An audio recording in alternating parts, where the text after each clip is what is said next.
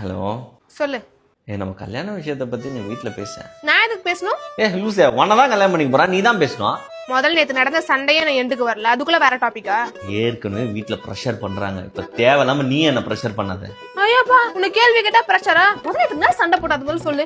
நேத்து ஃபுல்லா பிஸியா இருந்தா உன்கிட்ட பேசல, அதானே. நீ பிஸியா இருக்கிறதுக்கு ஒன்னும் சண்டை போடல, நீ பிஸியா இருக்கிறது கூட சொல்ல முடியாத அளவுக்கு ஒரு பிஸியா இருக்கு பத்தியா, அதுக்குதான் சண்டை. நல்லா வாய் இருக்குன்னு வெடுக்கு வெடுக்குன்னு பேசாத. என் ஆபீஸ்ல வந்து உட்காந்து வேலை பார்த்து பாரு, அப்போ உனக்கு தெரியும். போனவே சார், நான் கொஞ்சம் பிஸியா இருக்கேன்.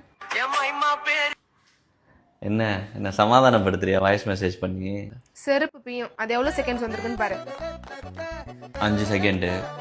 உலகத்துல ஒருத்த 5 செகண்ட் கூட ஃப்ரீயா இல்லையா? ஆனா அவனுக்கு கல்யாணம் ஒரு கேடு, குட்டி ஒரு கேடு.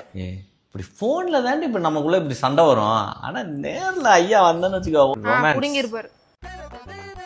இங்க பாரு, இதெல்லாம் நீ கரெக்டா முதல்ல பண்ணு, அப்புறம் நான் கல்யாணத்தை பத்தி யோசிக்கிறேன். இவளை விட்டா எனக்கு வேற பொண்ணு வேற கிடைக்காது.